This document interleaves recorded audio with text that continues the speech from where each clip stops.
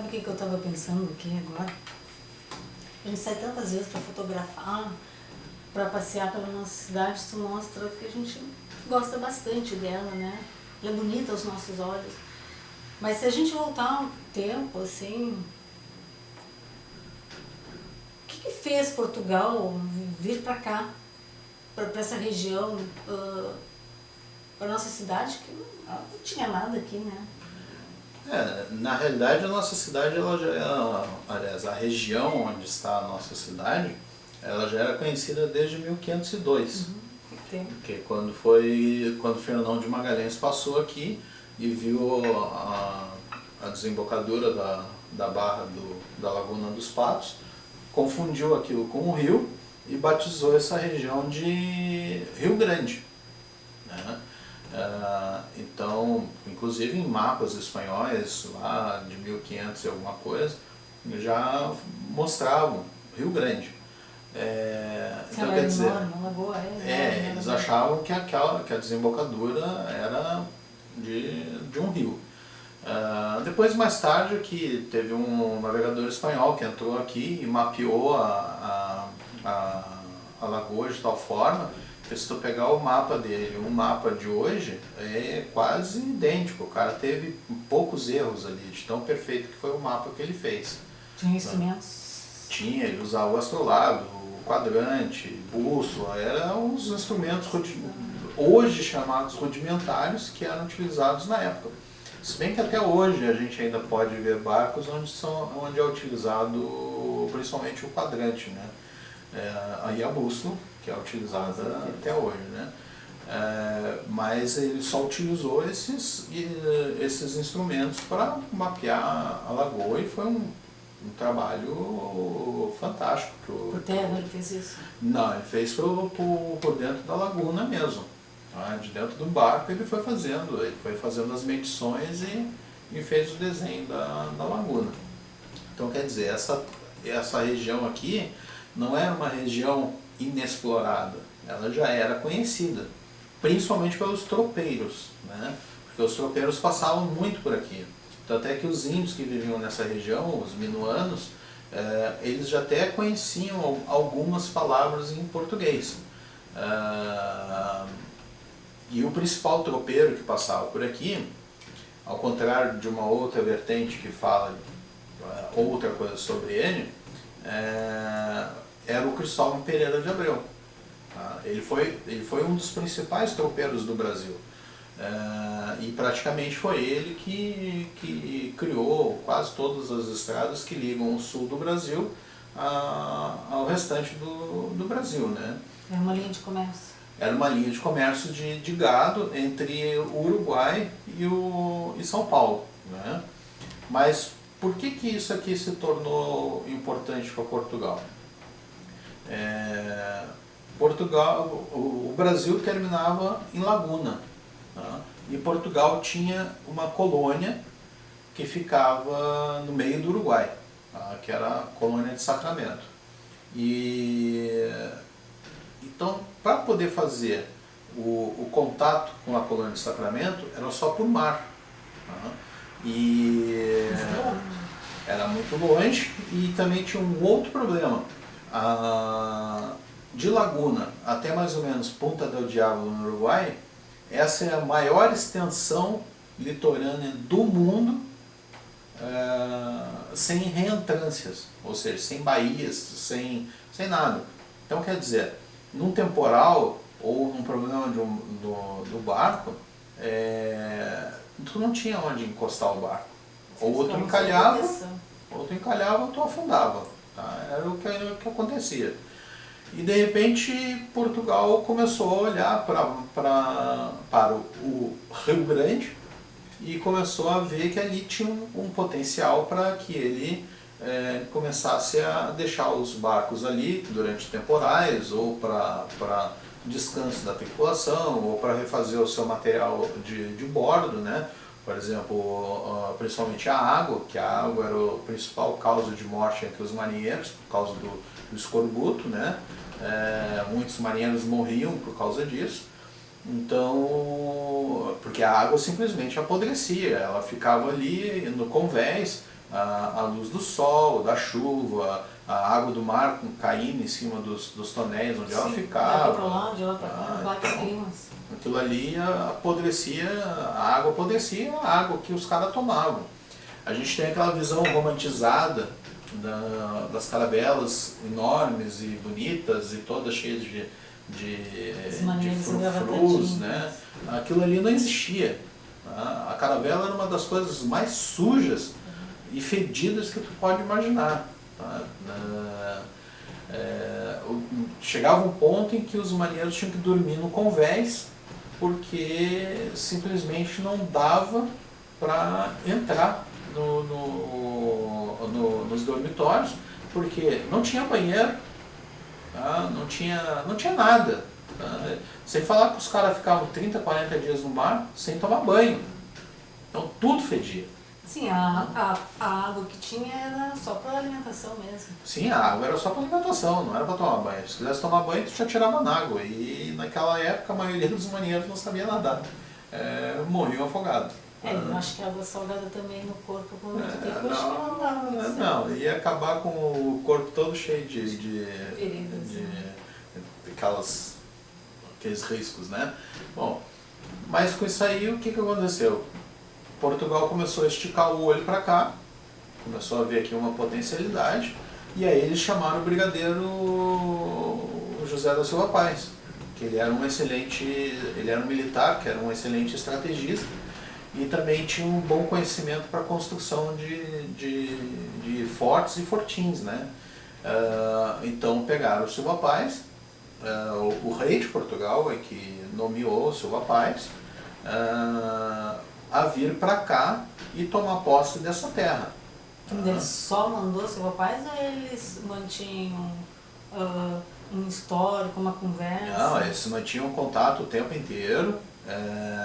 O Silva Paes tinha um contato direto com o rei de Portugal.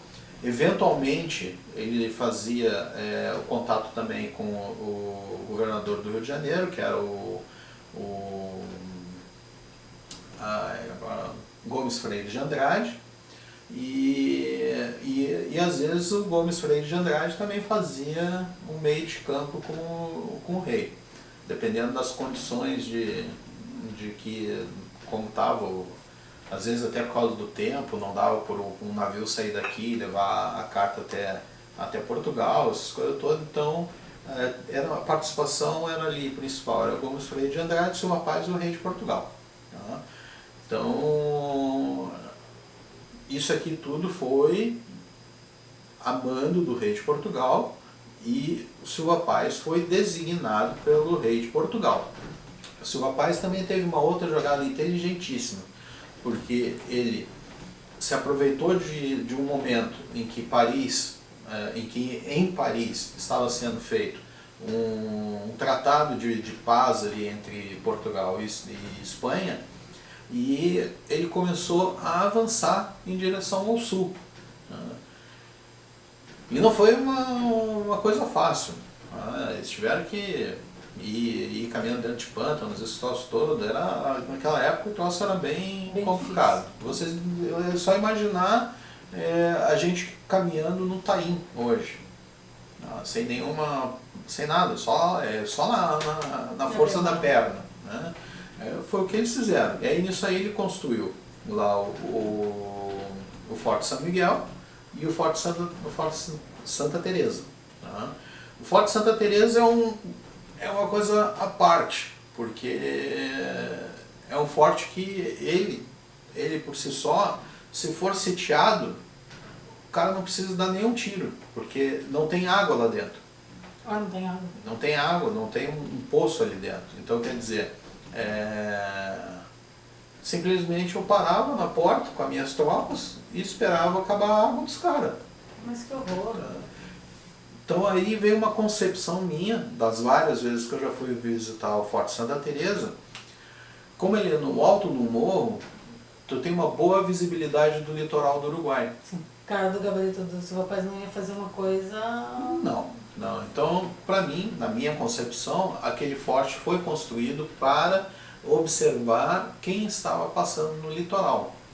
E ele também tem uma outra visão dos campos que tem do Uruguai, que também é uma visão bem ampla. Tá? Então, quer dizer, eu acho que aquele forte era um forte mais para posicionamento estratégico, para ver o que estava acontecendo ao redor. Já o São Miguel era abastecido de água pelo arroio São Miguel e era um forte de combate mesmo, que ali tinha peças de artilharia e tinham soldados ali, tá, prontos para o combate. Quem tem a oportunidade de ir ao Chuí e visitar o Forte São Miguel e o Forte Santa Teresa, vão ver a diferença enorme que tem entre os dois. Um é muito grande, o Santa Teresa, mas não tem condições nenhuma de combate. E o outro é pequeno e é um forte preparado para resistência, né? Ele é um forte específico. Então, tudo isso aí foi construído por Silva Paz, foram 2 fortes em Rio Grande, foi o Jesus Maria e José, e um outro mais ou menos ali no bairro Santa Teresa. Teve o São Miguel e o Forte Santa Teresa. Então, quer dizer, em menos de um ano, Silva Paz simplesmente expandiu as fronteiras do Brasil de Laguna até onde hoje é o Uruguai. Então ele se utilizou bem da estratégia.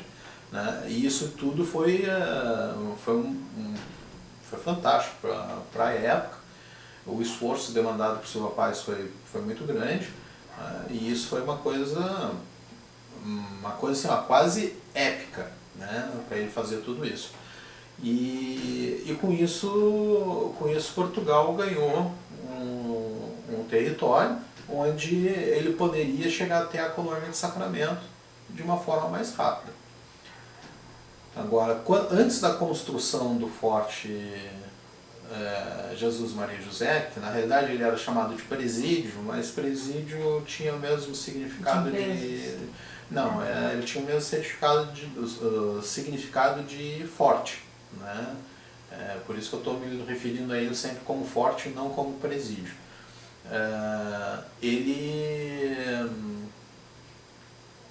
Agora me fugiu. Tá. Aproveitando então que fugiu, até voltar à tua ideia. Tá, então, quando eles chegaram aqui, tinham os índios, os minuanos. Mas o que havia, assim, era só areia? Era isso que tinha me fugido da cabeça. Eles vieram e construíram só aqui?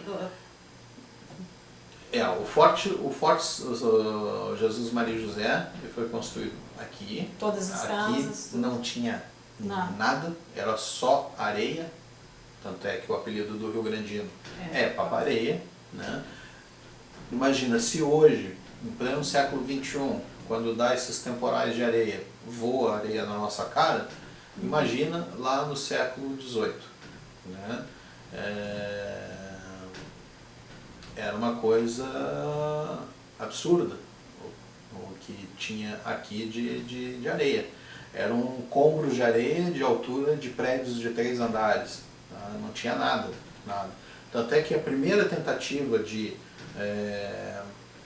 se construírem casas aqui foi em São José do Norte. Mas que isso até é uma rixa entre o Rio Grande e São José do Norte, uma rixa pequenininha, de que São José do Norte teria sido a primeira cidade. Não, São José do Norte não foi a primeira cidade, porque construíram 3 ou 4 casas lá, que aí estaria inserido o Cristóvão Pereira de Abreu, porque era do interesse dele, por causa da passagem das tropas de tropeiros por aqui. Mas essas casas não duraram nem 6 meses, porque as areias tomaram conta assim rapidamente. Então a primeira cidade de fato é Rio Grande. Rio Grande foi a primeira, onde teve o primeiro presídio, no caso forte, foi onde teve a primeira cidade, a primeira povoação, foi a primeira a ser elevada à categoria de vila, foi a primeira a ser elevada à categoria de cidade e foi a primeira capital do estado do Rio Grande do Sul. Então tudo começou aqui. Rio Grande é o ponto central do Rio Grande do Sul, foi onde tudo começou, né? Então, primeiro foram com os portugueses que viviam no forte, e depois com o incentivo de Silva Paz e de dois jesuítas que vieram para cá, que aproximaram os índios minuanos e começaram a habitar o entorno do Forte Jesus Maria e José. Naquela praça que hoje tem a pedra dizendo que ali tinha sido o forte, na Praça 7 de Setembro. O forte nunca foi ali, o forte foi nas imediações daquela praça. Aquela praça era conhecida como Praça do Poço, porque era dali que se retirava a água para alimentar a população, porque o poço que alimentava o Forte Jesus Maria e José, hoje a gente pode visitá-lo na igreja de Nossa Senhora de Conceição, que fica ali naquela praça. Numa escavação eles encontraram Numa escavação encontraram o poço. Então, quer dizer, o poço ficava mais pro lado, não era naquela praça. A praça é só um marco do provável lugar que o forte tenha sido construído. Mas a praça em si, não. A praça em si ela era a praça que abastecia de água a cidade, as poucas casas que tinham naquele entorno. Então o rio-grandino, desde o início, é um povo que lutou para conseguir ter a sua cidade. Então a gente pode dizer que o rio-grandino é um povo batalhador e um povo vencedor. É um povo aguerrido. Então, além da gente achar a nossa cidade bonita e gostar de estar aqui, a gente tem que mais se orgulhar da nossa cidade, porque não foi uma cidade assim a esma, vamos ficar aqui porque passa tropeiro, porque isso, porque... Não, Portugal olhou para cá com bons olhos, estrategicamente, sim, politicamente falando. Então, assim, nós já nascemos com o pé no futuro. Exatamente. Tanto é que nós somos uma das principais cidades do estado até a primeira metade do século XX. Sim, é uma importância para o nosso porto. Sim, muito grande. Mas, pessoal, muito obrigado por assistir. Já acabou, porque o restante, Forte Jesus Maria José, Fundação de Rio Grande, toda essa parte assim, nós vamos deixar para o próximo vídeo. Tá? Então a gente tem que ficar ligado aí. Deixar ela curiosa. Muito. Quem gostou, dá o seu like, deixa o seu like lá. Aperta o sininho. Aperta o sininho para quando forem receber os próximos vídeos. E deixa lá, assina o canal, tá? Que nós vamos trazer bastante histórias de Rio Grande, coisas que vocês nem podem imaginar. Tá? Perguntem como eu. Muito obrigado por assistir.